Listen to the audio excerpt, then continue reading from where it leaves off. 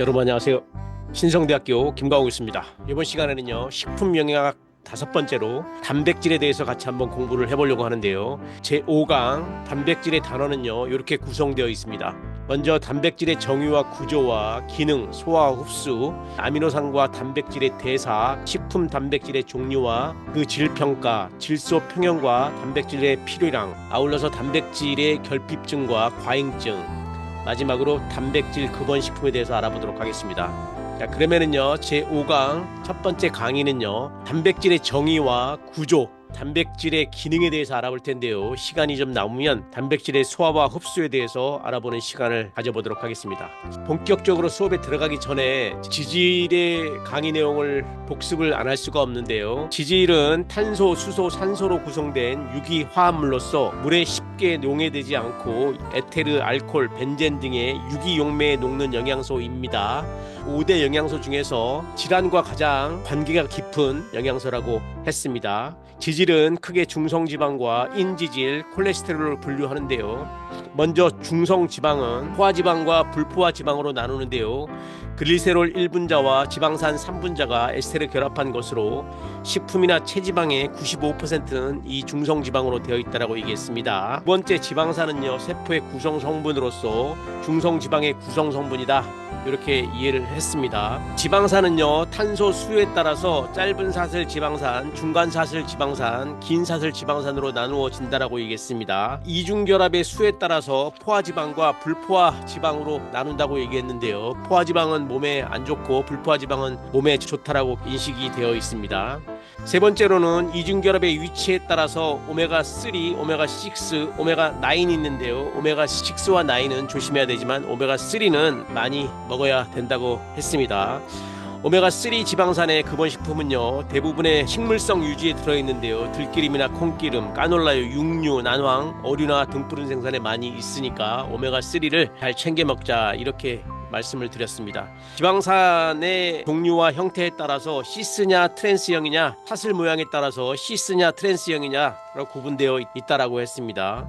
1987년도 몸에 안 좋다라고 인식되어 있는 트랜스 지방에 대해서 강조했던 기억이 납니다. 기억해 내실 거라고 생각을 합니다. 마지막으로 지방산의 지질은요 3패라는 것을 하는데요. 지질이 상하는 거죠. 유통기한이 있으니까 될 수 있으면 콩기름이나 들기름, 참기름은 냉장 보관하되 빨리 섭취하는 것이 좋다라고 이야기했습니다. 마지막으로 콜레스테롤은요 탄소가 4개의 고리 모양을 하고 있는 이 콜레스테롤은 소수성을 가진 대표적인 스테롤로서 동물성 식품에만 함유되어 있다라고 얘기했습니다. 콜레스테롤의 문제가 많이 대두되고 있지만 필수 지방산이기 때문에 콜레스테롤도 반드시 먹어야 줘야 된다라고 강조를 했던 기억이 납니다. 아울러서 나쁜 콜레스테롤과 좋은 콜레스테롤이 있다라고 얘기했는데요. LDL은 나쁜 콜레스테롤이고 청소부 역할을 하는 HDL은 좋은 콜레스테롤이라고 배웠습니다. 그러면요 두 번째로 지질의 체내 기능에 대해서 배웠죠. 처음에 95%의 비중을 차지하는 이 중성지방의 체내 기능은 고효율의 에너지 급원이고요. 지용성 비타민의 흡수를 촉진시키고 필수 지방산을 공급하며 맛이나 향미, 포만감을 제공하고 체온 조절 및 장기 보호 기능을 조절한다라고 얘기했습니다. 두 번째 콜레스테롤의 체내 기능은요 세포막을 구성하고 담즙산을 합성하며 스테로이드 호르몬을 합성한다고 얘기했습니다. 마지막으로 비타민 D의 전구체를 합성한다고 얘기했습니다. 세 번째로 필수 지방산의 체내 기능은요 피부병을 예방하고 생체막의 구조적 안정성을 유지하며 두뇌 발달과 시각 기능을 유지한다. 네 번째로 아이코사노이드의 전구체를 합성하는데요. 아이코사노이드의 생리적 기능은 혈액을 응고하고 혈압이나 혈청 지질이나 염증 반응에 관여를 한다라고 배웠습니다. 다 기억하시리라고 생각합니다. 세 번째로 지질의 섭취와 건강에 대해서 배웠는데요. 무엇보다도 지질은 섭취하는 종류에 따라서 고지혈증, 동맥경화증, 고혈압, 심장병 등 심혈관 질환 및 암 등 만성 퇴행성 질환 발생과 관련이 있기 때문에 우리가 조심해야 된다. 먼저 지질 섭취와 관련된 질환은요 심혈관계 질환, 즉 매우 위험한 목숨과 관련이 있는 질환의 하나이고요. 동맥경화나 암과 관련된 병과 관련돼 있다라는 것을 강조했습니다. 암은요 동물성 지방 섭취량이 많을수록 암의 발생률, 즉 대장암과 유방암 발생이 증가하고요. 동물성 지방의 많은 포화지방산과 오메가6 지방산은 암 발생을 증가시키고 증가시키고 오메가3계 지방산은 암 발생을 억제하는 효과가 있다라고 얘기했습니다. 아울러서 지질의 섭취와 건강에 대해서 강조했던 기억이 납니다. 그러니까 우리가 몸에 좋지 않은 코코넛류나 버터, 팜유, 소기름, 쇼티잉을 덜 먹어야 되고요. 채종류나 홍화씨, 들기름, 해바라기씨, 올리브오일 같은 것들을 많이 먹어줘야 된다라고 배웠습니다. 지방의 주요 구본 식품으로는요, 샌드위치, 햄버거, 피자, 어린아이들이 가장 무분별하게 먹을 수 있는 거 주의해야 되고요. 케이크나 라면 등을 조심해야 되고, 반대로 달걀이나 빵, 콩기름, 참기름, 우유 등을 많이 먹어줘야 된다라고 지난 시간에 배웠습니다. 중요한 것은 이 정도로 정리를 하고요. 그러면은 본격적으로 단백질 수업으로 들어가도록 하겠습니다. 수업에 들어가기 전에 먼저 단백질의 수업의 목표를 이야기하지 않을 수가 없는데요. 마찬가지로 나는 건강한 식생활 영위를 위해서 단백질을 이해할 수 있다라는 목표를 가지고 왔습니다. 우리가 궁극적으로 공부하고 돈을 버는 목적이 건강하고 오래 살기 위한 것이기 때문에 단백질을 통해서 여러분들의 건강한 식생활 영위가 비롯되기를 희망합니다. 첫 번째 시간 단백질 1강의 강의 내용은요, 앞에서 말씀드렸듯이 단백질의 정의와 구조, 단백질의 기능에 대해서 알아보고, 시간이 남는다면 소화와 흡수에 대해서도 알아보도록 하겠습니다. 그러면 단백질을 본격적으로 배우기 전에요, 나는 단백질에 대하여 얼마나 알고 있나요? 마찬가지로 일반 상식을 체크해보는 시간을 가져보려고 하는데요. 이번 시간에는 세 문제의 퀴즈를 가지고 왔습니다. OX로 답해 주시면 되겠습니다. 첫 번째, 필요 이상을 섭취한 단백질은 지질처럼 체내의 단백질로 저장된다. 이게 정답일까요? 오답일까요? 예, 오답이죠. 오답입니다. 왜냐면은 중성지방이 체지방으로 저장이 될 때는 지방으로, 체지방으로 전환돼서 저장이 그러기 때문에 단백질이 아니라 지방으로 저장된다는 것이 정답입니다. 그래서 오답인 거죠. 두 번째 문제 보겠습니다. 단백질이 없으면 새로운 조직을 만들 수 없다. 우리가 인체의 구성 성분이 특히 근육 같은 경우에는 단백질로 구성되어 있다라는 상식이 있기 때문에 단백질이 없으면 새로운 조직을 만들 수 없다라는 말이 상식적으로 들리는데요. 정답은 O입니까? X입니까? 예, 정답은 Yes입니다. 이처럼 단백질이 없으면 새로운 조직을 만들 수가 없습니다. 그래서 인체 조직에 있어서 단백질처럼 중요한 것은 없다라고 판단이 됩니다. 그럼 세 번째 퀴즈 한번 보겠습니다. 세포가 손실되면 단백질도 함께 손실된다?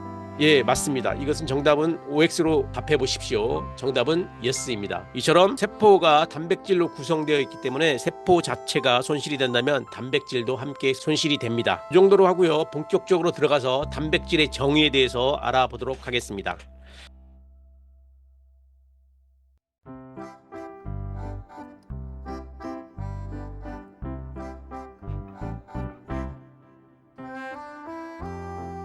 이야기했는데요. 그러면은 우리 신체의 단백질의 양은 얼마나 될까요? 건강한 성인의 경우에는 체중의 약 15%가 단백질로 이루어져 있습니다. 인체에 분포하는 단백질의 절반은 근육 단백질로 존재하고요. 피부와 혈액에도 약 15%가 들어 있습니다. 아울러서 간과 신장에는 인체의 장기죠, 10% 정도로 분포되어 있고, 나머지는 뇌나 폐, 심장, 뼈 등에 존재하는데요. 온몸에 단백질 없이는 구성할 수 있는 성분이 아무것도 없다고 해도 과언이 아닙니다. 그러면은 단백질의 구성 성분에 대해서 알아보도록 하겠습니다. 단백질은 구성 성분에 따라서 단순 단백질과 복합 단백질로 나눌 수 있는데요. 단순 단백질이란 순수하게 아미노산으로만 이루어진 단백질이고, 복합 단백질이란 아미노산 외에 다른 화학 성분을 함유하는 단백질을 말합니다. 복합 단백질은요, 아미노산 이외의 부분의 성질에 따라서 다양한 구조와 기능을 가지고 있습니다. 그러면은 단백질의 기능이 어떻게 될까 먼저 정리를 해보면은요, 단백질은 체내에서 근육이나 장기를 구성함은 물론이고 효소와 호르몬을 구성하고 영양소 운반에 작용하며 인체 방어 작용 등을 하는 아주 중요한 역할을 합니다. 복합 단백질의 종류와 예에 대해서 알아보도록 하겠습니다. 단백질 중에 이 복합 단백질의 이름은요, 지단백질과 당단백질, 금속단백질, 햄단백질이라고 불리우는데요. 이것은요, 비아미노산 부분에서 지질이나 탄수화물, 금속, 햄으로 구성되어 있습니다. 예를 들면은요, 카일로마이크론이라든지 뮤신, 점액단백질, 페리틴, 칼모듈린, 헤모글로빈이라고 되어 있는데요. 우리가 헤모글로빈이라는 얘기는 많이 들어봤죠. 이것은 햄 단백질을 명하는 것인데요. 외울 필요는 없겠지만 이렇게 구분된다는 거, 복합 단백질의 종류가 이렇게 구성되어 있다는 거 알아둘 필요가 있다고 봅니다. 그러면은요, 단백질의 기능에 대해서 알아보도록 하겠습니다. 기본적으로 우리가 단백질이 어떠한 역할을 하고 있는지 기능에 대해서는 좀 알아둘 필요가 있는데요. 왼쪽에 6가지의 기능이 설명되어 있습니다. 그것은 효소로서의 존재와 호르몬에 작용한다는 거, 영양소의 운반 작용을 한다는 거, 방어작용과 근육, 기타 구조에 관련되어 있다는 단백질의 기능을 꼭 알아두시기 바랍니다. 그것의 예로서는요, 소화효소라든지 대사효소에 관여하고 인슐린이나 글루카곤, 아드레날린, 갑상선 호르몬 등이 단백질과 관련되어 있고요. 지단백이나 헤모글로빈, 알부민의 운반작용을 한다는 것이 단백질입니다. 방어작용은요, 항체나 면역력을 키우는 거죠. 면역 글로불린, 혈액 응고 단백질에 영향을 준다는 것입니다. 근육에는 액틴이나 미오신의 형태로 근육을 구성하고요. 콜라겐이나 엘라스틴처럼 결합 조직에 관여가 되어 있습니다. 그러면은 명의의학 백과에서 근육과 단백질의 관계라는 영상 1분짜리를 보면서 근육과 단백질의 관계가 어떻게 되어 있는지 짚고 넘어가겠습니다. 같이 한번 보시죠.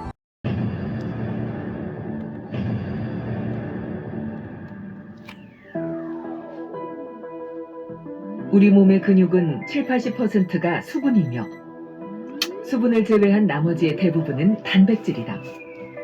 만일 단백질이 부족하면 근육을 만드는 재료가 부족해지고 반대로 단백질을 충분히 섭취하면 소화효소에 의해 아미노산으로 분해돼 혈액으로 흡수된다. 이때 아미노산은 근육으로 가서 단백질을 합성하라는 신호를 보낸다. 단백질 식품이 보내는 신호는 근력 운동을 함께 할 때 더욱 효과가 커져 근육 합성을 더 활발하게 한다.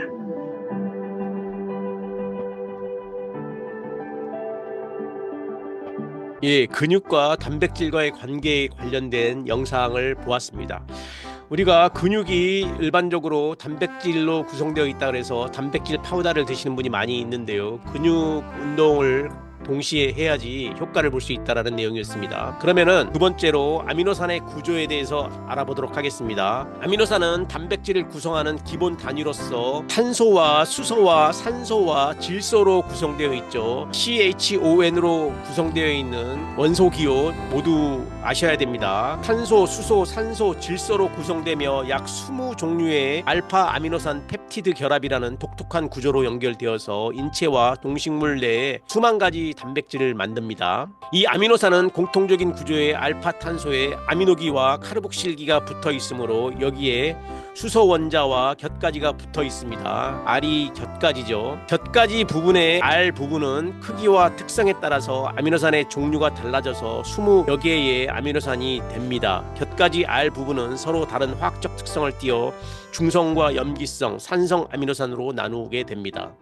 이것이 기본적인 아미노산의 구조가 이렇게 되어 있습니다. 참고하시기 바랍니다. 넘어갈게요. 세 번째, 아미노산의 종류에는요, 아미노산은 체내 합성 여부에 따라서 필수 아미노산과 불필수 아미노산으로 분류됩니다. 먼저 필수 아미노산이란 체내에서 합성되지 않거나 충분한 양이 합성되지 않으므로 우리가 식사를 통해서 반드시 섭취해야 되는 아미노산입니다. 필수 아미노산의 부족은 성장기에는 성장 지연을 유발하고 성인기에는 체중 감소를 초래합니다. 불필수 아미노산은 포도당 대사의 중간 대사 물질의 탄소 골격과 아미노기를 활용해서 체내에서 합성이 가능한 아미노산을 말합니다. 여러분이 잘 아시는 히스티딘은 체내에서 합성되지만 그 양이 부족하므로 성장기에는 필수 아미노산으로 봅니다. 체내 단백질 합성을 위해서는 필수 아미노산과 불필수 아미노산이 모두 필요하므로 체내 대사상의 중요성에는 두 아미노산 그룹 간의 차이가 없습니다. 다만 식품으로의 섭취 필요성의 차이가 있어 필수 아미노산은 식품으로 반드시 섭취해야 한다는 점이 불필수 아미노산과는 다릅니다. 그러면은 아미노산의 분류 및 구조를 한번 볼게요.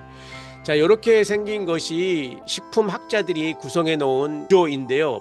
필수 아미노산의 구조와 조건적 필수 아미노산, 불필수 아미노산의 구조가 있는데 원소 기호만 알면 서로 다른 차이점을 알 수가 있습니다. 그림에서 보는 것처럼 탄소를 중점적으로 구성되어 있다는 것을 알 수가 있습니다. 우리가 외울 필요는 없지만 단백질을 이해를 하는데 참고했으면 좋겠습니다. 넘어가겠습니다. 그러면 아미노산의 영양적 분류에 대해서 알아보도록 하겠습니다. 아미노산의 영양적 분류에는요, 필수 아미노산과 불필수 아미노산, 조건적 필수 아미노산으로 구분이 되는데요. 우리가 별표를 하나 친 것은 성장기 인체에 반드시 필요한 히스티딘, 이거 많이 들어보셨죠? 이소루신, 류신, 리신, 메티오닌, 페닐알라닌, 트리오닌, 트립토판, 발린을 우리가 필수 아미노산이라고 하고요. 불필수 아미노산, 조건적 아미노산의 명칭이 있는데요. 뭐 외울 필요는 없습니다. 조건적 필수 아미노산은 정상 상태 내에서는 체내 합성이 충족되지만 특정 체내 상태에서 합성이 제한되는 아미노산이기 때문에 글루탐산이라든지 세린, 이 조건적 필수 아미노산을 중요하다고 할 수가 있습니다. 참고하시고요. 넘어가도록 하겠습니다. 동물성 단백질과 식물성 단백질의 차이에 대해서 짚고 넘어가도록 하겠습니다. 단백질 식품의 질을 결정하는 것은 그 식품 속에 함유되어 있는 필수 아미노산이 인체에 필요한 만큼 충분히 들어있느냐의 여부에 달려 있습니다. 동물성 식품의 아미노산 조성은 인체 내에 필요한 필수 아미노산 조성과 더욱 가까우므로 식물성 식품보다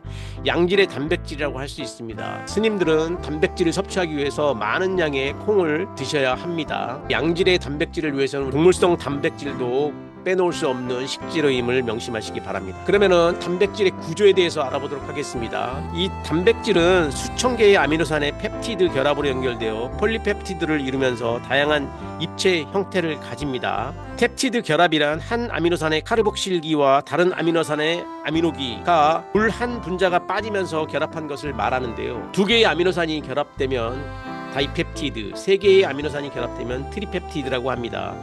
몇 번 들어보셨죠? 앞에서 수많은 아미노산이 고유한 유전 정보에 따라서 펩티드 결합으로 연결되어 특정한 서열을 갖는 사슬 구조를 단백질 1차 구조라고 합니다. 또한 폴리펩티드 사슬 내에 또는 사슬 간의 수소 결합이나 이황화 결합에 의해서 알파 헬릭스 구조를 형성하는 것을 단백질 2차 구조라고 합니다. 단백질 3차 구조는 3차원적 입체 구조로서 섬유형 단백질 또는 구형 단백질을 만드는 구조를 말하는데요. 섬유형 단백질은 세포와 조직의 기본 구조를 이루는 부용성 단백질로, 근육 단백질은 미오신이나 결체 조직의 콜라겐 등이 있고, 구형 단백질로는 비교적 물에 잘 녹는 혈장 단백질인 알부민과 각종 효소, 미오글로빈 등이 있습니다. 마지막으로 단백질 4차 구조는 3차 구조의 폴리펩티드가 두 개 또는 여러 개 중합되어 단백질을 이룬 것을 말합니다. 그 단백질의 구조를 그림으로 한번 보시겠습니다. 1차 구조의 형식이 이렇게 변형이 되고요. 2차 구조의 그림이 이렇습니다. 3차와 4차는 이렇게 중합적인 모습을 보이고 있다는 거 참고하시고 이해를 하는데 외울 필요는 없겠지만 이해를 하시는데 도움이 됐다고 봅니다. 너무 어렵게 설명을 드리는 것 같아서요. 좀 안타까운데요. 모두 다 아실 필요는 없을 것 같습니다. 다섯 번째로 단백질의 변성인데요. 변성이란 가열, 산 또는 기계적 작용으로 인해서 단백질의 고유 형태가 변화되어서 그 기능을 상실하는 것을 말합니다. 예를 들면 가열에 의해 달걀 단백질 중 알부민이 굳어지는 것, 우유에 산이 첨가되어 카제인이 응고되는 것 등의 현상이 단백질의 변성입니다. 체내에서 단백질이 변성된다면 생리적 기능을 소실하게 되므로 대단히 위험하지만 식품 단백질의 변성은 영양적 측면에서 볼 때 소소의 소화작용을 잘 받을 수 있게 하여서 식품 단백질의 이용을 높여주기 때문에 오히려 유익한 경우가 많습니다. 그래서 우리가 식품을 열을 가해서 먹는 경우에는 이처럼 단백질이 변성되기 때문에 소화 흡수가 용이하다고 할 수가 있습니다. 그러면 두 번째 중요하다고 할 수 있는 단백질의 기능에 대해서 알아보도록 하겠습니다. 단백질의 기능은요, 크게 5가지로 나눌 수가 있습니다. 그것은 체조직의 성장과 유지, 두 번째로 효소와 호르몬의 합성, 그 다음에 혈액 단백질을 생성하고요, 항체와 면역세포를 형성하며 포도당 신생과 에너지 공급원에 관여한다는 것입니다. 그러면은 첫 번째로 체조직의 성장과 유지에 대해서 알아보도록 하겠습니다. 단백질은 근육과 세포막의 구성 성분이 되고 뼈나 피부, 결체 조직 등의 기초 조직을 형성하므로 신체 조직의 성장과 유지에 매우 중요합니다. 그러므로 임신기나 수유기, 성장기 등 새로운 조직이 합성되는 시기에는 단백질의 요구량이 늘어나므로 단백질을 충분히 섭취해야 됩니다. 임산부, 특히 수유부들은 많은 양의 고기를 섭취해 주는 것이 좋습니다. 두 번째는 효소와 호르몬을 합성한다는 것인데요. 단백질은 체내 물질을 분해, 합성 또는 전환하는 대사 과정에 관여하는 효소를 합성합니다. 부신수질 호르몬인 에피네프린과 노르에피네프린, 갑상선 호르몬 등은 아미노산인 티로신으로부터 합성됩니다. 용어가 생소하게 들리실지 모르겠지만요, 고유명사이기 때문에 어쩔 수가 없음을 양해 바랍니다. 그러면 여기서 오늘은요 호르몬과 효소에 대해서 이야기를 하겠습니다. 책에 있는 내용을 캡처를 한 것인데요. 호르몬은 뇌 분비선에서 형성되어 혈액을 통해 특정의 장기나 조직으로 운반되어 그 기관의 활성을 조절하는 물질입니다. 호르몬을 분비하는 기관을 뇌 분비선이라고 하는데요. 뇌하수체, 갑상선, 부갑상선, 흉선, 췌장, 부신, 난소, 정소 등이 있습니다. 이것처럼 우리가 인체를 사진으로 봤을 때 호르몬을 분비하는 장기는 갑상선과 부갑상선, 부신과 췌장, 난소나 정소, 뇌에 있는 뇌하수체라든지 시상하부가 있다라고 할 수가 있습니다. 반면에 효소는 체내에서 생성되어 체내 반응을 촉매하는 작용을 하는 물질을 말합니다. 비타민이나 무기질은 조효소로 작용하고 효소가 제 기능을 할 수 있도록 도와주는 역할을 합니다. 그러면은 세 번째 기능, 혈액 단백질을 생성하는 것에 대해서 알아보도록 하겠습니다. 혈액 단백질을 생성하는 것은요, 알부민이나 글로불린, 피브리노겐 등의 혈장 단백질은 간에서 합성되어 혈액에서 중요한 생리 기능을 수행을 하는데요. 첫 번째는 체액의 평형을 유지한다는 것입니다. 혈액 성분 중 혈장은 혈압에 의해서 혈관에서 빠져나와 세포 조직 사이에 끊임없이 이동되게 되는데요. 이때 혈장 단백질인 알부민이 혈장의 삼투압을 유지하여 수분을 혈관 내로 재이동시킴으로써 혈장과 세포 사이의 수분 평형을 오토매틱으로 유지합니다. 그러므로 혈장 단백질인 이 알부민이 부족하게 되면 혈장의 삼투압이 떨어져서 수분이 혈관 내로 원활히 회수되지 못하기 때문에 세포 조직 사이에 수분이 잔류되어 부종이 생기게 됩니다. 얼굴이 붓는 것이죠. 이처럼 체액의 평형이 유지되는 모습을 그림으로 봤을 때 단백질 섭취가 부족하여 혈액 내 단백질 알부민 농도가 저하되면 혈액의 삼투압이 저하됨에 따라서 조직으로 수분이 이동하여 부종이 발생하게 됩니다. 노란색이 혈장 단백질 알부민이고요. 붉은색이 적혈구와 모세혈관인데요. 수분이 평형을 유지하는 모습을 그림으로 보고 있습니다. 두 번째로 체액의 산이나 염기를 조정한다는 것인데요. 혈액 단백질의 기능에 대해서 알아보고 있습니다. 첫 번째가 체액의 평형을 유지한다면 두 번째는 체액을 산이나 염기로 조정한다는 것입니다. 단백질을 구성하는 이 아미노산은 자체 내의 염기성기와 산성기를 둘 다 가지고 있어서 산이나 염기 양쪽의 역할을 다할 수 있는 성질이 있으므로 체액의 정상 산도를 유지시키는 완충제로 작용합니다. 정상 산도가 7.4임 기억해 두기 바랍니다. 혈액 단백질의 기능은 세 번째가 영양소를 운반한다는 것인데요. 알부민이나 글로불린은 지질이나 레티놀, 철, 구리 등을 필요한 조직으로 운반하는 중요한 역할을 합니다. 네 번째는 항체와 면역세포를 형성한다는 것인데요. 항체는 외부로부터 침입되는 각종 독성 물질이나 세균의 항원에 대항하기 위해서 체내에서 만들어지는 단백질 물질을 말합니다. 세균이나 바이러스에 대한 생체의 방어 작용을 면역이라고 하는데요. 단백질은 여러 항원에 대응하여 다양한 감마 글로불린 항체를 합성함으로써 인체의 면역 작용에 관여합니다. 그러므로 단백질의 섭취량이 부족하면 체내에서 항체가 잘 만들어지지 않아서 질병에 대한 저항력이 떨어지게 됩니다. 중요한 역할을 하는 것이죠. 마지막으로 포도당 신생과 에너지 공급원으로서의 역할인데요. 뇌 신경조직, 적혈구, 신장의 세포들은 포도당만을 에너지원으로 이용하므로 혈당을 일정하게 유지해야 합니다. 탄수화물이 제한된 식사를 지속적으로 하게 된다면 간이나 신장에서 아미노산이 이화되어 포도당 신생 합성 작용을 통해서 혈당을 유지시키는 데 관여하게 됩니다. 이처럼 단백질은 하루 에너지 소비량의 15% 정도를 공급하는데요. 이화 과정에서 질소가 떨어져 나와 요소를 생성하는데 에너지가 필요하므로 당질이나 지방에 비해서 에너지 효율이 낮습니다. 마지막으로 정리를 한다면요, 단백질의 기능을 크게 5가지로 구분을 했는데요. 첫 번째로 체조직의 성장과 유지에 관여하고요. 두 번째로는 효소와 호르몬의 합성, 세 번째로는 혈액 단백질을 생성하고, 네 번째로는 항체와 면역 세포를 형성하고, 다섯 번째로 포도당 신생과 에너지 공급원에 관여를 한다는 것입니다. 이처럼 중요한 단백질의 기능을 알아볼 수 있는 시간이 되었습니다. 그러면 단백질 첫 번째 내용은요, 단백질의 정의와 구조, 단백질의 기능에 대해서 알아보는 시간이었습니다. 수고했습니다. 잠시 후에 뵙겠습니다. 여러분 안녕하세요. 이번 시간에는 단백질에 대해서 공부하고 있습니다. 차례를 먼저 보면은요, 단백질의 정의와 구조, 기능, 소화와 흡수, 아미노산과 단백질의 대사, 식품 단백질의 종류와 질 평가, 질소 평형과 단백질 필요량, 단백질의 결핍증과 과잉증, 단백질 급원에 대해서 공부하도록 하겠습니다. 지난 시간에요, 단백질의 정의와 구조에 대해서 배웠고요. 그 기능에 대해서도 공부하였습니다. 이번 시간에는요, 단백질 제 두 번째 강의, 단백질의 소화와 흡수와 아미노산과 단백질의 대사, 그리고 식품 단백질의 종류와 질 평가에 대해서 알아보도록 하겠습니다. 지난 시간에 배웠던 단백질 제1강 강의 내용을 복습하지 않을 수 없는데요. 지난 시간에는 단백질의 정의와 구조에 대해서 배웠습니다. 짧게 짚고 넘어갈게요. 단백질은 식물의 생명 유지에 필수적인 영양소로 동식물의 조직이나 세포의 구조적, 기능적 특성을 유지하는 역할을 감당합니다. 건강한 성인의 경우는 체중의 약 15%가 단백질로 이루어져 있습니다. 인체에 분포하는 단백질의 절반은 근육 단백질로 존재하고 피부와 혈액의 약 15%가 그리고 간과 신장에는 10% 정도가 분포되어 있고 나머지는 뇌나 폐, 심장, 뼈 등에 존재합니다.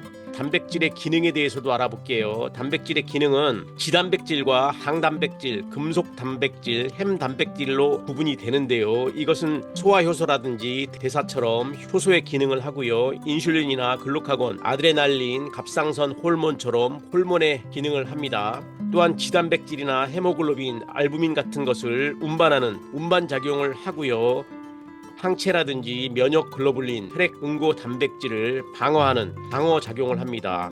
여러분 잘 아시고 계시다시피 액틴이라든지 미오신처럼 단백질이 근육에 관련된 기능을 하고요. 콜라겐이나 엘라스틴처럼 결합 조직 등 기타 구조에 관련된 역할을 합니다. 단백질의 기능 잘 기억해 두기 바랍니다. 그러면은 제5장 2강 단백질을 배우기 전에 일반 상식을 캐치해보는 시간을 가져볼 텐데요. 이번 시간에는 퀴즈 3개를 가지고 왔습니다. OX로 답해 주시면 되겠습니다. 먼저 첫 번째요. 모든 효소와 호르몬은 단백질로 만들어진다? 맞는 이야기입니까? 틀린 이야기입니까? 예, 틀린 얘기죠. 정답은 NO입니다. 호르몬은 거의 대부분 단백질로 이루어져 있지만 모든 전체의 표현이 있는 것에 있습니다. 모든 단백질이란 말은 오답입니다. 그러면요, 두 번째 퀴즈를 한번 보겠습니다. 에너지의 필요량을 충족시키기에 충분한 에너지를 섭취하지 못하면 신체는 자신의 체단백질을 분해하여 이용한다? 정답은 예스입니다. 여러분 상식적으로 아시다시피요, 내가 먹은 것보다 칼로리를 많이 쓰게 되면은요, 제일 먼저 탄수화물이 소비가 되고요. 그 다음에는 체내에 저장되어 있는 체지방이 칼로리로 변형돼서 쓰이고 그 다음에도 부족하면 단백질이 빠지죠. 즉 살이 빠지죠. 그래서 우리가 장기간 식사를 부실하게 먹다 보면은 얼굴살부터 해가지고 근육에 있는 살이 빠지게 됩니다. 정답은 예스입니다. 세 번째 퀴즈 한번 볼게요. 단백질은 어린이나 임산부, 환자라고 해서 특별히 더 중요하지 않다? 오답이라는 생각을 하실지도 모르겠지만 정답은 예스입니다. 성장기라든지 임산부, 수유기에 계시는 분들은 10%에서 많게는 30%의 단백질 공급이 더 필요하다고 우리가 지난 시간에 배웠습니다. 그러면은요, 본격적으로 들어가서요, 이번 시간에 다루어야 할 소화의 흡수에 대해서 배워보도록 하겠습니다. 단백질의 소화와 흡수는요, 식품 중에 단백질을 위액, 췌장액 그리고 소장액의 소화효소에 의해 분해돼서 아미노산 형태로 소장에서 흡수됩니다. 단원 2 소화와 흡수에서 배웠듯이 거의 대부분의 영양소가 흡수되는 우리의 장기는 소장에서 흡수된다는 것이었는데요. 단백질도 마찬가지로 아미노산 형태로 변형되어서 소장에서 거의가 흡수가 됩니다. 이처럼 소화기관의 벽도 단백질로 구성되어 있으므로 원칙적으로는 단백질 소화효소가 소장벽을 분해할 수 있습니다. 그러므로 음식물이 소화기관 내에 없을 때는 단백질 분해 효소들이 저농도로 존재하거나 불활성형으로 존재하여 소화기관의 자기 소화를 막아주게 됩니다. 그럼 먼저 위에서의 소화에 대해서 알아보도록 하겠습니다. 구강에는 단백질 소화 효소가 없어서요, 소화가 전혀 이루어지지 않고요. 단백질의 소화 효소는 위에서부터 본격적으로 시작합니다. 위에 음식물이 들어오게 되면 위 근육의 수축으로 기계적 소화가 이루어지는데요. 여기서 호르몬인 가스트린이 분비되어서 위 세포에서 불활성형의 단백질 소화 효소인 펩시노젠의 분비를 촉진합니다. 위액의 염산이 펩시노젠을 활성형 효소인 펩신으로 전환시키면서 이 펩신의 작용에 의해 단백질이 펩톤으로 분해합니다. 그러면 그림을 통해서 이해하도록 하겠습니다. 이 그림은요, 단백질 소화효소의 흡수한 작용의 모습을 보이고 있는데요. 질소가 1개, 수소가 2개가 있는 아미노펩티데이즈 작용의 장소가 여기 첫 번째에서 작용을 하고요. 마지막에서는 탄소가 1개, 산소가 2개, 수소가 1개가 있는 카르복시 펩티데이드 첫 번째 작용에서 작용을 하고요. 단백질 소화효소의 이 중간 부분부터 단백질의 분해효소가 작용하는 장소라고 알 수가 있습니다. 생소한 그림일지 모르겠지만 식품학자들이 분석해 놓은 단백질 소화효소를 통해서 분해효소의 작용 장소를 알 수가 있습니다. 위에서의 소화를 알아보았고요. 그림을 통해서 이해하는 시간을 가졌습니다. 그러면은요, 소장에서의 소화에 대해서 알아보도록 하겠습니다. 앞에서 언급드렸듯이 단백질의 소장에서의 소화는 아미노산 형태로 흡수가 된다라고 말씀을 드렸는데요. 12지장으로부터 펩톤이 들어오면 12지장 벽에서 호르몬 세크레틴과 콜레시스토키닌이 분비되어서 약 알칼리성인 췌장 분비를 촉진하게 됩니다. 이처럼 체액의 단백질 분해 요소인 트립시노젠과 키모트립시노젠은 활성화된 후 단백질을 분해하는데요. 소장에서 분비되는 엔테로카이네이즈는 트립시노젠을 트립신으로 활성화하고 트립신은 키모트립시노젠을 활성화하여 키모트립신으로 만들게 됩니다. 어려운 단어가 많이 나왔는데요. 전부 다 외우실 필요는 없겠지만요. 설명을 하는 입장에서는 고유명사이기 때문에 이렇게 설명드릴 수밖에 없다라는 점을 양해하시기 바랍니다. 이처럼 트립신과 키모트립신은 위에서 생성된 펩톤을 더욱 작은 펩티드와 아미노산으로 분해하는데요. 이 외에 단백질 분해 요소로 췌장에서 분비되는 카르복시 펩티데이즈와 소장에서 분비되는 아미노펩티데이즈가 있는데요. 이들은 각각 폴리펩티드 사슬의 카르복실기 말단과 아미노기 말단에 있는 아미노산의 펩티드 결합에 분해되어 아미노산을 하나씩 생성하게 됩니다. 다음 장에 이해를 도울 수 있는 그림이 준비되어 있으니까요. 너무 걱정하지 마십시오. 이와 같은 효소들의 작용으로 단백질의 폴리펩티드 사슬은 아미노산 또는 다이펩티드가 되어서 점막 세포 내로 흡수하게 됩니다. 소장 벽 세포 내에는 다이펩티데이즈가 있어서 다이펩티드를 아미노산으로 분해하여 모든 단백질의 소화를 완성시킵니다. 고유명사가 많아서 설명하기가 어려운데요. 단백질은 어떤 물질로 소화에 의해서 분해될까 설명드렸던 내용을 다시 설명하는 영상이 2분짜리가 준비되어 있으니까 같이 보시고 이해를 돕도록 하겠습니다. 같이 한번 보시죠. 이번 시간에는 단백질에 대해서 공부하겠습니다. 단백질이 무엇입니까? 생물의 몸을 구성하는 고분자 물질입니다. 우리 몸이 단백질로 이루어져 있습니까? 우리 몸의 약 70%를 차지하는 물을 제외하면 60%가 단백질입니다. 단백질은 소화됩니까? 소화 효소에 의해 분해됩니다. 단백질의 소화 최종 산물은 무엇입니까? 아미노산입니다. 아미노산이 무엇입니까? 단백질의 기본 구성 단위입니다. 그러면 아미노산이 결합하여 단백질이 됩니까? 그렇습니다. 지금부터 아미노산은 어떻게 결합하여 단백질이 되는지 살펴보겠습니다. 두 개의 아미노산이 있는데 이들은 어떻게 결합합니까? 생활에너지에 의해 물이 빠져나가면서 결합합니다. 이들의 결합을 무엇이라 합니까? 펩타이드 결합이라 합니다. 두 개의 아미노산의 펩타이드 결합으로 무엇이 생깁니까? 다이펩타이드입니다. 세 개의 아미노산은 펩타이드 결합으로 무엇이 됩니까? 트리펩타이드입니다. 펩타이드란 무엇입니까? 펩타이드 결합으로 생긴 단순 사슬 형태의 물질을 펩타이드라고 합니다. 폴리펩타이드는 무엇입니까? 약 20에서 50개의 아미노산이 펩타이드 결합으로 고리 형태를 하고 있는 물질을 폴리펩타이드라고 합니다. 보통의 단백질은 어떻게 생겼습니까? 2개 이상의 폴리펩타이드를 가지고 있습니다. 이제 단백질의 분해에 대해서 알아봅시다. 단백질이 체내에서 분해됩니까? 소화 효소의 작용으로 분해됩니다. 단 한 번에 바로 분해됩니까? 그렇지 않습니다. 그러면 일단 무엇으로 분해됩니까? 폴리펩타이드로 분해됩니다. 그 다음엔요? 다이펩타이드나 트리펩타이드로 분해됩니다. 최종 분해 물질은 무엇입니까? 아미노산입니다. 그래서 아미노산을 단백질의 기본 구성단위라 하는군요. 이상으로 단백질에 대해서 알아봤습니다. 여러분 수고하셨습니다. 네, 제가 어렵게 설명드릴 수밖에 없었던 내용을 영상을 통해서 한 번 더 이해하는 계기가 되었던 것 같습니다. 도움이 많이 됐습니다. 그림을 통해서 다시 한번 이해하는 시간을 가져보도록 하겠습니다. 구강으로요, 음식인 단백질이 들어오게 되면은요, 구강에는 단백질 효소가 전혀 없다라고 말씀을 드렸습니다. 위로 들어간 단백질은요, 효소 펩시노젠에 의해서 펩시노젠이 펩신으로 변형이 되게 됩니다. 이것은 단백질이 펩톤이나 작은 펩티드, 다이펩티드 아미노산으로 변형되게 되는데요. 이것이 소장으로 넘어가게 되면 소장의 효소 트립시노젠에 의해서 트립신으로 변형되고요. 이것이 키모트립신으로 변형돼서 결국 카르복시 펩티다이제로 변형이 되게 됩니다.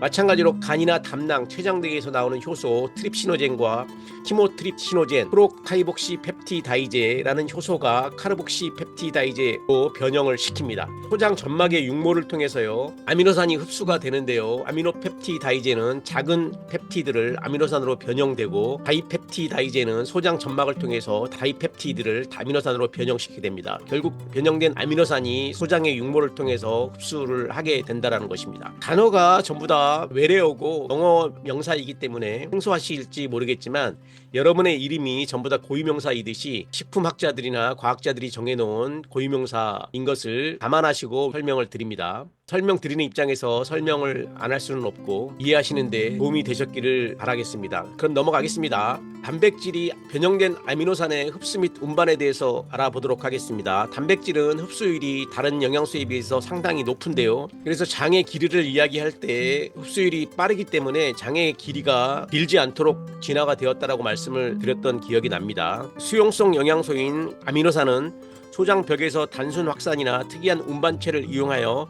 능동 수송에 의해서 소장의 내벽을 통과하고 문맥으로 흡수되어 간으로 이동하게 됩니다. 간에서는 아미노산 풀을 형성하여 다양한 대사 과정이 이루어지며 인체 각 부분에서 필요한 아미노산을 이동시키기 위한 준비를 하게 됩니다. 단백질의 흡수율은 앞에서 말씀드렸듯이 90% 이상으로요.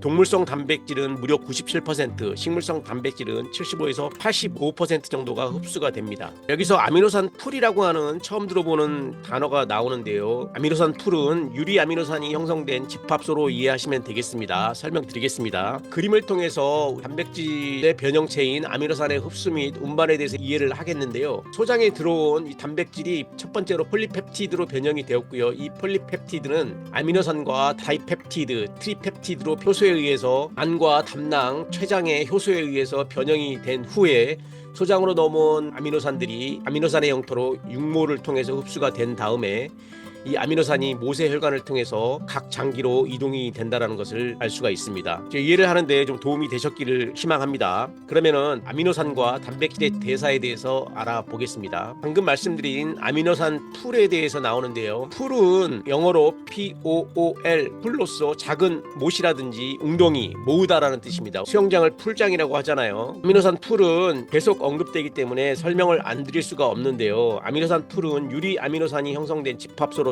체내에서 단백질 합성을 위해서 필요한 아미노산의 양을 즉시 사용할 수 있도록 준비된 상태를 의미합니다. 이처럼 체내의 아미노산은 여러 경로를 통해서 들어올 수가 있는데요. 식사를 통해 섭취된 단백질이 소화되어서 흡수된 아미노산, 즉 체조직 아미노산이 체조직 단백질의 분해로 생성된 흡수된 아미노산, 체조직 단백질 분해로 생성된 아미노산, 체내에서 합성된 아미노산들은 간과 조직에서 아미노산 풀을 이루고 있다가 필요에 따라서 여러 용도로 이용됩니다. 그러면 그림을 통해서 한번 보도록 하겠습니다. 작은 못 웅덩이라는 뜻의 유리아미노산이 형성된 집합소인 이 아미노산 풀로 아미노산이 저장돼 있다가요 체내 단백질을 합성한다든지 에너지를 공급하는 데 사용되고요, 포도당을 합성하는 데도 사용됩니다. 이후에 암모니아라든지 요소들의 합성으로 변형이 되는데요. 아미노산 풀의 아미노산들은 그림처럼 다음 경로를 통해 이용됩니다. 체단백질인 조직 단백질이나 효소, 호르몬 등을 합성시키고요. 포도당이나 신경 전달 물질, 카르니틴, 생리활성 물질을 합성하게 됩니다. 또한 사용하고 남은 여분의 아미노산은 체지방으로 전환되어 저장되기도 하고요. 에너지 공급이 불충분한 경우에는 아미노산은 분해돼서 탄소 골격은 에너지원이 되고 아미노산기는 암모니아를 거쳐 간에서 요소를 생성한 다음 소변으로 배설되기도 합니다. 그림을 통해서 아미노산 풀을 이해하는 시간을 가졌습니다. 그러면 단백질 합성에 대해서 알아보도록 하겠습니다. 체조직의 단백질은 세포핵의 DNA에 간직된 유전 정보에 따라서 세포질의 리보솜에서 생체의 필요에 따라서 합성이 이루어집니다. DNA에 간직된 염기 배열이라는 유전 정보는 전령 RNA인 mRNA에 전사되어 단백질 합성 장소인 리보솜으로 전달되는데요. 여기서 RNA는 리보핵산의 약자로서 생명체의 유전 정보를 전사하고 단백질 합성에 중요한 역할을 하는 핵산의 이름입니다. mRNA는요, 리보솜으로부터 유전 정보를 운반하는 설계도 역할을 하는 핵산입니다. 이해하시는 데 도움이 됐으면 합니다. 이처럼 전달된 유전 정보에 따라서 세포 질에 있는 아미노산 풀에서 선택된 아미노산들은 특정한 tRNA와 합성하여 앞에 t자를 붙인 것은 특정을 강조하기 위한 것입니다. tRNA와 결합하여 리보솜으로 운반되고 이 아미노산들이 차례로 연결됨으로써 폴리펩티드 사슬로 만들어서 단백질을 합성하게 됩니다. 이 정도로 간단하게 단백질 대사에 대해서 설명을 드렸고요. 너무 깊이 들어가지 않고 넘어가도록 하겠습니다. 그럼 다음으로 5번째 주제인 식품 단백질의 종류 및 질 평가에 대해서 알아보도록 하겠습니다. 식품 단백질은 함유된 필수 아미노산의 조성에 따라서 완전 단백질과 불완전 단백질, 부분적 불완전 단백질로 분류합니다. 필수 아미노산의 조성이 체내 단백질 합성에 적합한 비율로 조성되어서 인체의 성장과 유지에 효율이 높은 양질의 단백질을 완전 단백질이라고 하고, 주로 동물성 단백질이 이에 속하는데요. 특히 유즙과 달걀에 함유된 단백질의 아미노산 조성은 체조직 합성에 가장 효율성이 높아서 완전 단백질에 속합니다. 완전 단백질 이야기 많이 들어보셨죠? 그러면 그림을 통해서 식품 단백질의 종류를 이해하도록 하겠습니다. 식품 단백질의 종류는 방금 설명드렸듯이 완전 단백질과 부분적 불완전 단백질, 세 번째 불완전 단백질로 구분할 수 있습니다. 단어의 어감에서도 알 수 있듯이 완전 단백질은 몸에 좋다라고 이해를 하시고 불완전 단백질은 몸에 나쁘다라고 이해하셔도 되겠습니다. 첫 번째 완전 단백질은요, 몸에 좋다라고 하는 완전 단백질이라고 일반 상식으로 아시고 계시는 달걀이나 우유를 우리는 완전 단백질이라고 하는데요. 이것은 정상적인 성장을 돕고 체중을 증가시키며 생리적 기능을 돕는 단백질로 필수 아미노산이 풍부한 생물가가 아주 높은 양질의 단백질을 말합니다. 많이 드십시오. 필수 아미노산을 모두 함유하여 우유의 카제인, 달걀의 알부민 등 동물성 단백질이 이에 속합니다. 많이 챙겨 드시기 바랍니다. 부분적으로 불완전한 단백질은요, 보리와 밀이 있을 수가 있겠는데요. 이것은 동물의 성장을 돕지 못하나 생명을 유지시키는 단백질로서 필수 아미노산 중 몇 종류의 양이 충분하지 못하므로 다른 단백질 식품을 통해서 아미노산의 보강이 필요한 단백질입니다. 예를 들면 밀의 글리아딘, 쌀의 오리지닌 등 식물성 단백질이 이에 속합니다. 마지막으로 될 수 있으면 먹지 말아야 할 불완전 단백질은요, 동물의 뼈로 만든 젤라틴이라든지 옥수수가 이에 속합니다. 이 같은 불완전 단백질은요, 1개 이상의 필수 아미노산의 함량이 극히 부족한 단백질로서요, 이것을 장기간 섭취 시에는 동물의 성장이 지연되고 체중이 감소되며 몸이 쇠약해지게 됩니다. 이것은 옥수수의 제인이나 동물성 단백질 중 젤라틴이 이에 속함으로 될 수 있으면 적게 드셔야 되겠습니다. 본격적으로 식품 단백질의 종류와 질에 들어가서 제한 아미노산에 대해서 알아볼게요. 제한 아미노산은 식품에 들어있는 필수 아미노산 중 인체에 요구되는 양에 비해서 적게 들어있는 필수 아미노산을 제한 아미노산이라고 합니다. 체조직을 합성하기 위해서는 여러 아미노산이 필요합니다. 이들 아미노산 중 한 가지만 부족해도 체조직 합성이 제한되기 때문에 제한 아미노산이 그 단백질의 질을 결정할 수 있다고 할 수 있습니다. 제한 아미노산 중에서는 상대적으로 제일 부족한 필수 아미노산을 우리는 제1 제한 아미노산이라고 합니다. 자, 약속으로 정해놓은 것입니다. 식물성 단백질은 부분적 불완전 단백질인데, 예를 들어 쌀은 상당히 좋은 필수 아미노산 조성을 가지나 리신이라는 제1 제한 아미노산이고 트리오닌도 부족한 편입니다. 두 번째로 젤라틴은 동물성 단백질 가운데서 예외로 필수 아미노산인 트립토판이 특히 부족한 불완전 단백질이므로 젤라틴만을 계속해서 섭취해서는 성장이 저하되고 체중이 감소될 수 있습니다. 그러면 표를 통해서 식물성 식품의 제한 아미노산이 어떤 건지 알아보도록 하겠습니다. 자, 우리가 음식을 하는 데 있어서 궁합이라는 말을 쓰는데요. 식물성 식품의 제한 아미노산을 통해서 영양학적 과학 접근으로 영양적 궁합을 맞추는 도구로서 활용됐으면 하는 바람입니다. 예를 들면 식품의 종류에는요, 두류, 곡식류, 견과류, 채소, 옥수수류가 있다면 두류에 부족한 아미노산은 메티오닌이라는 성분인데, 이것을 보충하기 위해서 좋은 식물성 근본은 곡식류나 견과류입니다. 두 번째, 곡식류는요, 리신과 트리오닌이 부족하기 때문에 두류, 즉 콩 종류와 섞어서 먹는 게 좋고요. 견과류는 리신이 부족하기 때문에 두류를 함께 먹으면 좋습니다. 마지막으로 채소와 옥수수는 메티오닌과 트립토판, 리신이 부족하기 때문에 곡식류와 견과류, 두류 등과 함께 먹으면 좋습니다. 이처럼 단백질 상호의 보완 효과가 있기 때문에 우리가 쌀에 잡곡류나 견과류 또는 콩을 섞어 먹으라는 이유도 식물성 식품의 제한 아미노산을 좋은 식물성 근원으로 바꾸기 위한 방법으로 활용하기 위해서입니다. 그러면은 단백질 상호 보완 효과에 대해서 알아볼게요. 필수 아미노산 조성이 다른 두 개의 단백질을 함께 섭취하여 서로의 제한점을 보충하는 것을 단백질 상호 보완 효과라고 합니다. 긍정적인 효과겠죠. 예를 들면 콩밥의 경우에는 쌀은 콩에 부족한 메티오닌을 보강해주고 콩은 쌀에 부족한 리신을 공급하여 두 식품의 단백질을 모두 효율적으로 활용할 수 있는 장점이 있다는 것인데요. 그래서 일상식에서 다양한 식품을 섭취할수록 단백질의 상호 보완 효과는 매우 커지게 됩니다. 표에서 보면은요, 식품 단백질의 상호 보완 효과를 쉽게 알 수가 있는데요.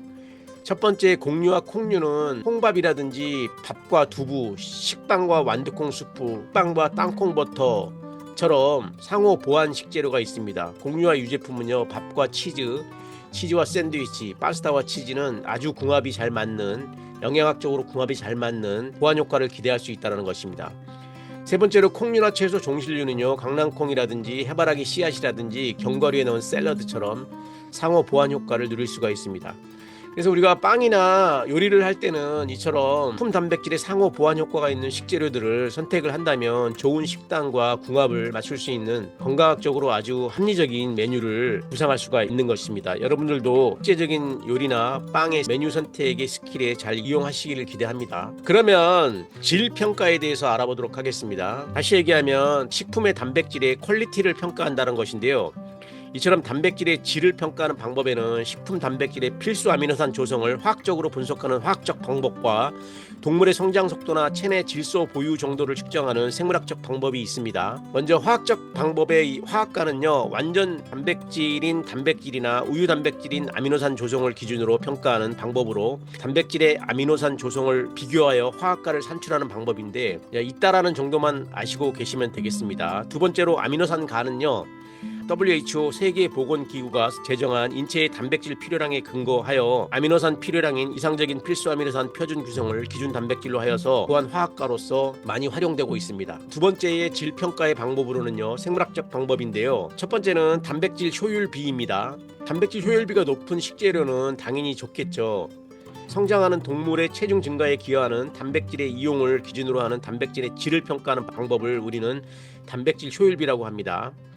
약자로 PER이라고 한다는 거 기억해 두시고요. 두 번째로는 생물가인데요. 생물가는 동물 체내로 흡수된 질소의 체내 보유 정도를 나타내는 것으로 흡수된 단백질이 얼마나 효율적으로 체조직의 단백질로 전환되었는가를 측정하는 것으로 약자를 BV로 쓴다라는 것입니다. 마지막으로 단백질의 실이용률을 NPU라고 하는데요. 이것은 생물가는 소화흡수율이 고려되지 않는 반면 단백질 실이용률은 총섭취 질소에서 체내 보유된 질소의 비율을 말하는 것으로 소화흡수율을 고려한 값입니다. 이렇게 설명을 했는데요, 어렵게 들리실지 모르겠지만요, 설명을 안 드릴 수가 없고요, 스트레스 받으시면서 외울 필요는 없을 거라고 봅니다. 그러면은 말씀드린 식품 단백질의 질 평가에 관한 표를 보도록 하겠습니다. 이것인데요, 아미노산가가 높은 식재료가 좋다라고 할 수가 있는데요, 달걀이 아주 단백질에는 100점짜리이고요. 그 다음에 육류나 어류, 가금류는 66에서 70, 우유는 60, 밀가루는 28에서 44, 옥수수는 41, 대두는 47, 대두를 제외한 두류는 28에서 43을 보이고 있습니다. 앞에서 설명드렸듯이요, 우리가 생물가를 BV라고 하고요,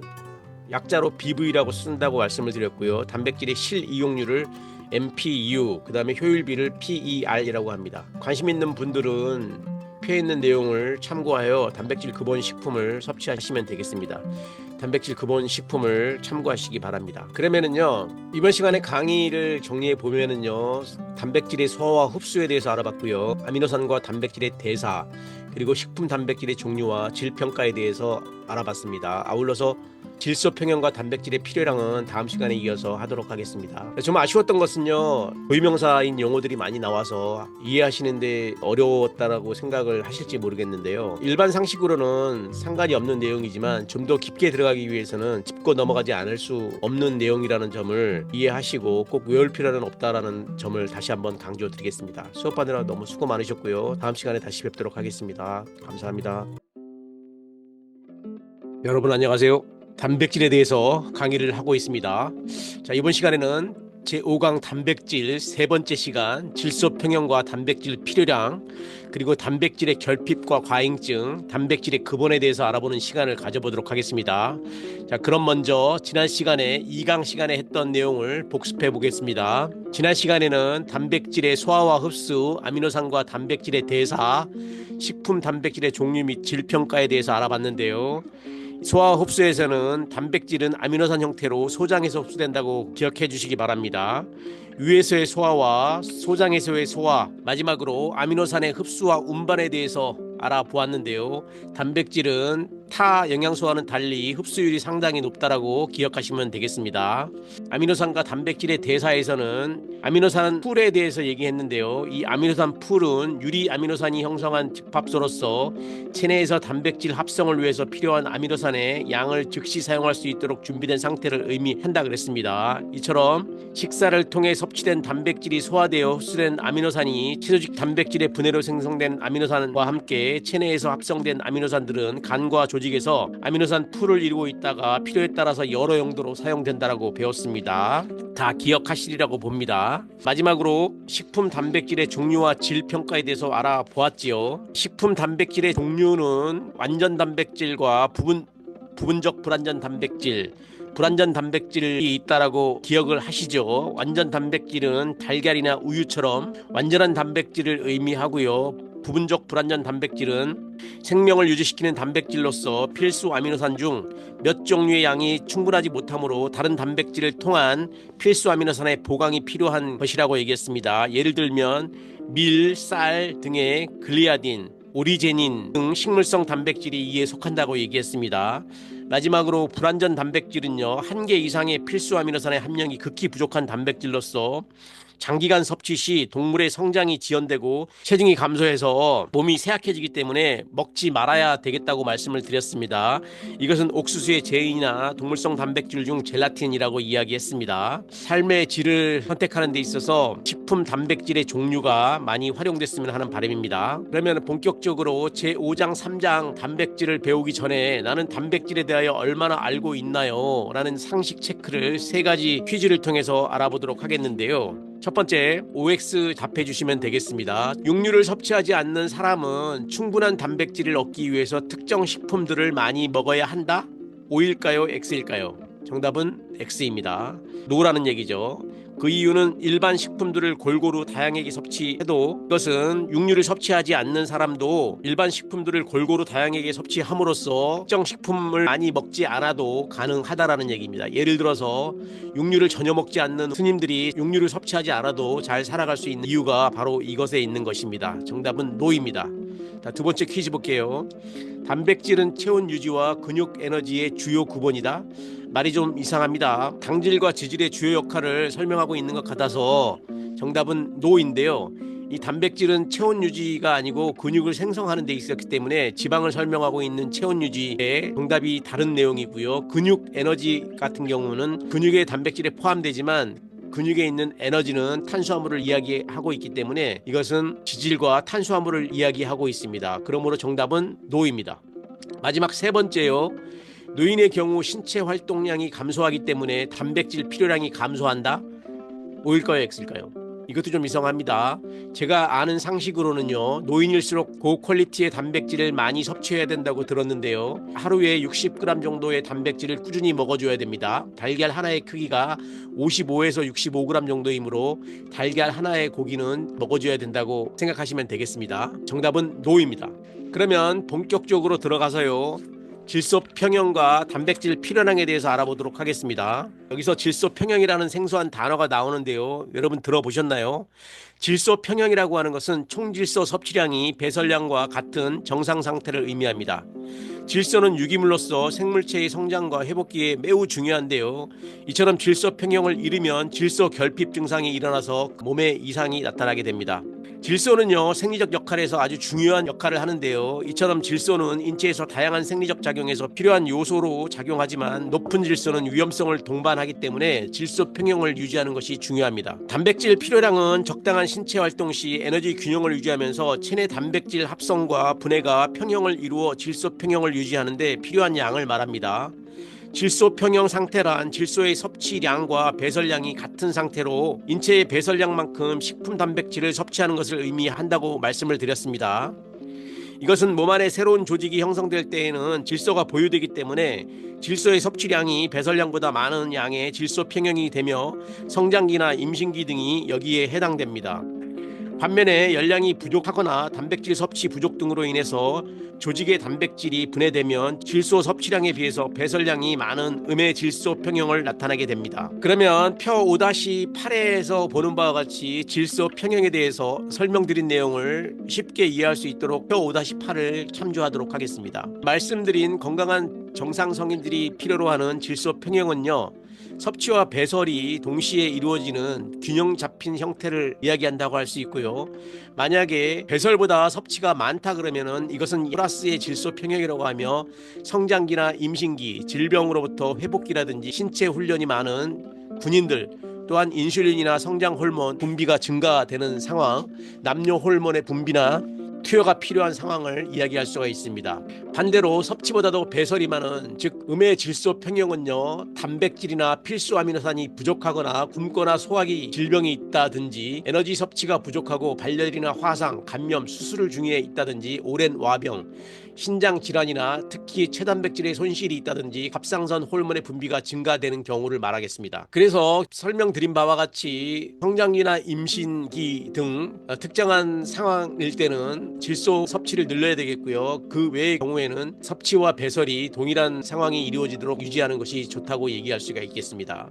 그림으로 다시 한번 설명을 할게요. 단순한 이야기를 여러 번 설명을 하고 있는데요. 질소 평형이라고 하는 것은 단백질 섭취하는 데 있어서 먹는 거와 체외로 배설되는 질소의 양이 균형을 이루는 것을 질소 평형이라고 하고요. 한쪽에 먹는 양이 적어지거나 먹는 양이 많아지면 결과적으로 체단백질이 축적이 되는 상황이 벌어지고, 반대로 배출량이 많아지면 체단백질이 손실돼서 몸무게가 빠지는 상황이 벌어진다는 이야기입니다. 2020년 한국인 영양소 섭취 기준에 의한 우리나라의 성인 단백질 평균 필요량은요, 남녀 구분 없이 하루에 체중 킬로그램당 0.73g을 책정하였습니다. 한편 개인의 단백질 권장 섭취량은 인구 집단의 약 97에서 98%의 2배인 25%를 더한 하루 체중 킬로그램당 0.91로 책정하였습니다. 그러니까 0.91을 여러분의 체중에 곱하면은 성인 단백질의 권장 섭취량이 나온다는 것을 아시기 바랍니다. 성인 단백질의 권장량 산출 방법은 다음과 같은데요. 외울 필요는 없을 것 같고, 질소 균형 연구를 기초하여 체중 킬로그램당 0.73을 단백질 평균 필요량으로 산정하였기 때문에 개인의 단백질 권장 섭취량은 평균 필요량의 변이 계수 12.5의 2배를 더한 값으로 체중 킬로그램당 0.91로 산정하였다는 것을 다시 한번 말씀드립니다. 그렇기 때문에 한국인 영양섭취 기준 제정위원회는 체중 킬로그램당 0.91을 한국인 성인 단백질 권장량으로 산정하였고요. 성인의 1일 단백질 권장 섭취량은 남자 여러분 나이 19세에서 49세가 65g, 그러면은 한국인 1일 단백질 섭취 기준을 표를 통해서 보도록 하겠습니다. 여러분 나이 남자 19세에서 29세를 보면은요, 평균 필요량이 50g이고 권장 섭취량이 65g입니다. 여성을 놓고 봤을 때 여러분 나이 19세에서 29세의 성인은 평균 필요량이 45g이고 권장 섭취량은 12만은 55g입니다. 이처럼 성인의 1일 단백질 권장 섭취량은 남자가 65g, 50에서 64세의 어른들은 60g이고 여자의 경우도 55g에서 50g 정도입니다. 이것은 계량기를 통해서 꼭 재지 않더라도 달걀 한 개가 50에서 60g 정도로 하니까 달걀 한 개 분량의 소고기를 하루에 몇 끼마다 나누어서 섭취하시면 되겠습니다. 밑에서 보면은요, 임신부나 수유기 같은 경우에는 권장 섭취량의 평균 필요량과 권장 섭취량을 더해서 먹으라고 권장하고 있는데요. 임신 기간의 10개월을 3개월씩 1분기, 2분기, 3분기로 나누었을 때 특히 임신 기간이 4개월째부터는 단백질을 플러스해서 섭취하는 것을 권장하고 있습니다. 수유부도 마찬가지로 3분기의 임신부와 동일하게 20%에서 25%를 드시라고 권장하고 있습니다. 유익한 내용이니까 꼭 참고해서 매일 섭취해 주시기 바랍니다. 우리가 여기서 알 수 있는 것은 65에서 74세 노인일수록 점점 단백질의 섭취량을 늘려가야 된다는 것을 알 수가 있습니다. 그러면 7번째 주제로 넘어가서 단백질의 결핍증과 과잉증에 대해서 알아보도록 하겠습니다. 첫 번째는 단백질 결핍증인데요. 단백질 결핍증은 단백질의 질과 양을 불충분하게 섭취했을 때 발생하는데요. 주로 개발도상국이나 유아나 성장기 어린이들에게 나타납니다. 대표적인 병이 꽈시오코와 마라스무스인데요. 북한에서 방영된 영상들을 보면은 많이 볼 수 있죠. 이미 선진국에 접어든 우리 대한민국에서는 단백질의 결핍증의 환자들을 볼 수가 없습니다. 먼저 꽈시오코인데요. 이 꽈시오코는 심한 단백질 결핍증을 우리는 꽈시오코라고 하는데요. 이것은 고유명사이기 때문에 외우는 수밖에 없습니다. 꽈시오코는 결핍 초기에 성장이 감소하고 신경이 예민해지면서 피부의 변화, 빈혈, 식욕 부진, 저항력 약화 등이 나타나고 더 진전되면 부종이나 간 비대증이 생깁니다. 부종은 얼굴이 붓는 것이죠. 꽈시오코는 우유나 양질의 고단백질을 제공하는 적절한 식사요법을 통해서 치료가 가능한 병입니다. 두 번째 단백질 결핍증으로 생기는 병은 마라스무스인데요. 이것은 단백질과 열량이 동시에 결핍된 증상으로 꽈시오코에 비해 심하게 마른 증상이 나타나거나 피부나 간 기능은 정상적으로 나타납니다. 꽈시오코에 비해서 심하게 마른 증상이 나타나지만요. 피부나 간 기능은 정상적으로 나타나는 증상입니다. 또한 얼굴이 붓는 부종이 나타나지 않는 것이 꽈시오코와 구별되는 점입니다. 다시 이야기하면 꽈시오코는 부종이 있고요. 마라스무스는 부종이 없다라는 얘기인데요. 이것은 고단백질과 고열량식으로 수정이 가능합니다. 성인의 경우는 단백질 결핍증은 주로 알코올 과다 섭취로 인해서 식사를 소홀히 하는 경우가 나타나는데요. 이것은 간의 지방 축적이 높아져서 지방간이나 간 경변증을 유발할 수 있습니다. 그러면 그림을 통해서 꽈시오코와 마라스무스의 모양을 보도록 하겠습니다. 이것이 그림인데요. 먼저 꽈시오코는 우리가 흑인이나 북한의 어린이들을 통해서 볼 수 있는 내용이고 단백질이 부족하여 성장이 지연되고 정지된다는 것입니다. 더 이상 크지 않는다는 얘기죠. 피부와 머리카락 색소가 검게 변화되는 상황이 벌어지고요. 근육이 소모되고 배가 볼록하게 불러오는 복부 팽창의 현상이 이루어지며 얼굴만 붓는 부종 현상이 일어납니다. 배가 볼록하게 불러 보이는 꽈시오코와는 달리 마라스무스는 사진에서 보는 것과 마찬가지로 갈비뼈가 훤히 보이는 것인데요. 이것은 에너지와 단백질이 부족하여 성장이 부진하고 체지방이 소모되어 뼈들이 양상한 모습이 보이는 병입니다. 이것은 소화기관에 질환이 있을 수가 있고요. 꽈시오코와 구별되는 점은 부종이 없다라는 것입니다. 이로써 단백질의 결핍증과 과잉증에 대해서 알아보았고요. 그러면 반대로 단백질의 과잉 섭취에 대해서 알아보도록 하겠습니다. 단백질의 과잉 섭취 시에는 단백질을 열량원으로 이용하여 지질이나 탄수화물의 연소를 감소시킴으로써 체지방의 축적을 가져옵니다. 특히 동물성 단백질을 과잉으로 섭취할 경우 동물성 단백질이 풍부한 황함유 아미노산의 대사로 산성 대사 산물들이 많아지면서 이를 중화시키기 위해 소변을 통해서 신체 밖으로 칼슘을 배설시키게 되어서 칼슘의 손실이 많아집니다. 따라서 동물성 단백질을 많이 섭취하는 사람이 칼슘을 충분히 섭취하지 않고 운동도 부족한 경우에는 골다공증 발생 위험이 높아집니다. 대표적인 병이요, 우리가 통풍이라고 하는 병이 이루어질 수가 있으며 동물성 단백질을 과하게 섭취하면 체내에서 칼슘이 동시에 빠져나감으로써 칼슘 부족으로 인한 골다공증이 나타날 수 있다라고 말씀을 드렸습니다. 그러면은 2017년 9월 13일 날 방영된 생로병사의 비밀을 통해서 단백질 부족과 과잉, 몸에 어떠한 이상을 일으키는지 같이 한번 보시면서 이해를 돕도록 하겠습니다. 같이 한번 보시죠. 병원에를 실려 갔을 적에 많이 아파가지고 병원에를 실려 갔을 적에 거기서도 약간의 통풍이라는 그 진단은 나왔는데 뭐 일주일에 한 번 정도도 이렇게 그 재발이 올 경우도 있었습니다. 처음엔 제대로 된 병명도 몰라 진통제 처방만 받았던 이상윤 씨. 30년의 세월이 흐르는 동안 급성으로 찾아왔던 통풍은 이제 만성 통풍성 관절염이 됐다. 요산 결절이 있으셨는데 이제 이게 녹아서 지금은 붉게 돼 있습니다. 처음엔 발가락에만 생겼던 통풍이 이제 발목, 무릎, 손목, 손가락 관절로까지 번졌다. 통풍의 주된 원인은 그의 식습관 때문이었다. 고기를 좋아할 때는 거의 매일같이 뭐 육류를 섭취를 하고 많이 먹을 때는 삼겹살 한 근 정도 이렇게 먹을 때도 있었습니다. 지나친 동물성 단백질 섭취는 체내에서 질소와 암모니아를 발생한다. 이를 해독하는 과정에서 요산과 같은 독소 물질이 생성되는데 요산을 처리하기 위해 신장은 혹사당하고 신장 기능의 이상으로 미처 배설되지 못한 요산은 우리 몸 말단 부위의 관절로가 콕콕 찌르며 공격한다. 이것이 통풍이다. 통풍의 그 식이요법은 퓨린 함량이 높은 음식을 피하는 것이 좋습니다. 퓨린은 주로 단백질 내에 많이 포함되어 있기 때문에 단백질 함량이 높은 육류를 피하는 것이 좋습니다. 그래서 육류는 주로 이제 돼지고기, 닭고기 이런 붉은색이 나는 고기에 많이 함유되어 있으므로 그런 그 육류 섭취를 제한하셔야 되겠습니다. 이상윤 씨는 아내와 함께 경기도 이천에서 과수원을 운영하고 있다. 출고를 앞두고 한창 바쁜 시기. 복숭아를 따는 부부의 손길이 분주하다. 지금은 누구보다 왕성하게 농사일을 하지만 통풍이 심했을 때는 제대로 서 있지조차 못했다. 다리가 많이 아프고 이러다 보니까는 이렇게 걸어 다니기도 힘들고 오래 서 있기도 힘들고 여러모로 상당히 힘들어서 이렇게 일을 못했습니다. 통풍을 관리하기 위해 이상윤 씨 가족의 밥상은 완전히 달라졌다. 직접 농사지은 제철 채소를 활용해 다양한 요리를 만들어 먹는다. 고단백 식품을 많이 먹으면 안 된다고 하니까 그런 부분에 있어서는 제가 많이 식탁에 많이 올리지는 않는 편이고요. 단백질 제한이 꼭 필요한 통풍. 이상윤 씨를 위해 온 가족이 매일 먹던 고기 반찬 대신 채식 위주의 식단을 지켜나가고 있다.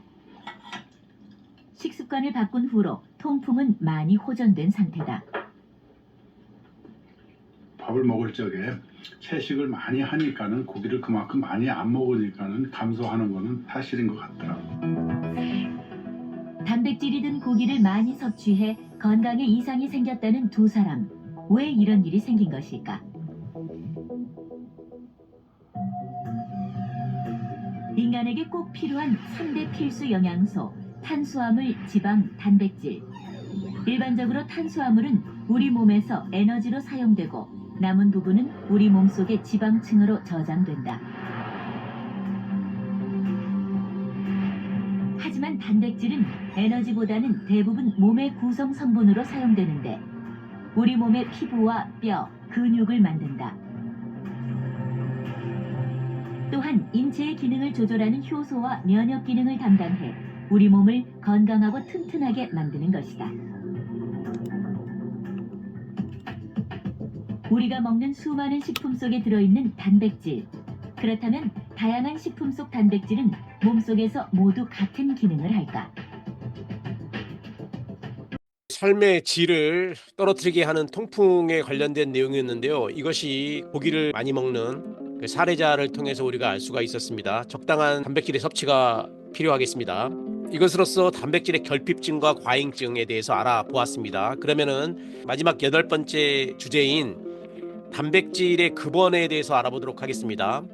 여러분 잘 아시다시피요. 단백질은 식물성 식품과 동물성 식품에 골고루 들어있지만 곡류나 채소류에 비해 주로 콩이나 유제품, 어육류 및 난류, 계란이죠. 난류의 단백질 함량이 많이 들어있습니다. 표 5-10에서 보시는 바와 같이요. 단백질의 주요 급원 식품은 보시는 바와 같은데요. 바짝 말려져 있는 멸치가 50%에 육박하고요. 메주콩이라고 불리우는 이 대두죠. 그 다음에 다랑어류를 가다랑어류라고 합니다.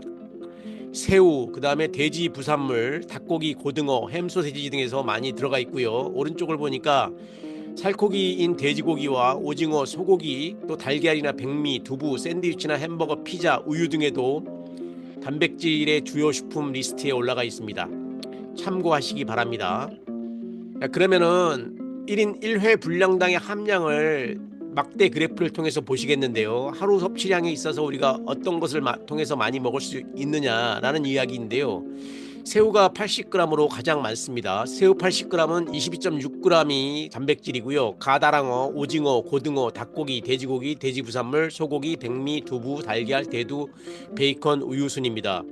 여러분 건강한 식생활을 위해서 참고하시기 바랍니다. 그러면 이번 시간에 강의 요약을 드리겠는데요. 이번 시간에는 단백질의 세 번째 강의로서 질소 평형과 단백질의 필요량, 그리고 단백질의 결핍증과 과잉증에 대해서 알아보았습니다. 마지막으로 방금 본 단백질의 급원 식품에 대해서도 알아보았습니다. 멸치 많이 드시고요. 매주 콩에도 많은 양의 단백질이 들어있으니 된장이라든지 콩 유제품을 많이 드시기 바랍니다. 이번 시간에 단백질의 강의 내용을 총틀어서 요약을 해 드리겠는데요. 단백질은 생물의 생명 유지에 필수적인 영양소로서 동식물의 조직세포의 구조적 기능적 특성을 유지하는 매우 중요한 역할을 담당하는 5대 영양소 중 하나라고 했습니다. 5대 영양소를 빼고 3대 영양소를 꼭 짚으라면 탄수화물, 지방, 단백질이라고 할 수 있는데요. 그만큼 3대 영양소로서 중요한 역할을 합니다. 단백질의 정의와 구조에 대해서 우리가 짚어봤던 기억이 나고요. 단백질의 기능도 매우 중요합니다. 단백질의 기능을 간단하게 다시 설명드리면요. 체조직의 성장과 유지, 효소와 호르몬을 합성하고요. 혈액 단백질을 생성하고 항체와 면역세포를 형성하며 포도당 신생과 에너지 공급원의 주된 요소가 된다라고 말씀드렸습니다. 자, 네 번째로는 아미노산의 단백질 대사에 대해서 알아봤고요. 지난 시간에는 식품 단백질의 종류와 그 질을 평가하는 방법에 대해서 알아봤습니다. 다 기억하시죠? 방금 배웠던 내용인데요. 질소 평형과 단백질 필요량, 과잉증과 결핍증, 마지막으로 단백질 급원 식품에 대해서도 알아봤습니다. 여러분 매번 말씀드리지만 우리가 열심히 공부하고 돈을 버는 목적이 건강한 삶을 유지하기 위해서 공부하는 것입니다. 돈이 아무리 많이 있더라도 건강하지 못하면 아무 의미가 없는 것이지요. 이처럼 건강한 식생활을 위해서는 균형과 절제, 다양성을 배웠듯이 이번 시간에 배운 단백질의 영양소에 관련된 내용을 통해서 건강한 삶을 영위하시기 바랍니다. 수업받느라 너무 수고 많았고요. 이것으로써 3시간의 단백질에 관련된 내용 강의를 모두 마치고요. 다음 시간에는 에너지 대사에 관련된 내용을 가지고 다시 찾아뵙겠습니다. 3시간 동안 너무 수고 많으셨습니다. 다음 시간에 뵙겠습니다. 감사합니다. 구독과 좋아요는 영상 제작에 큰 도움이 됩니다. 이상으로 요리사랑연구소 김강호TV 김강호였습니다. 감사합니다.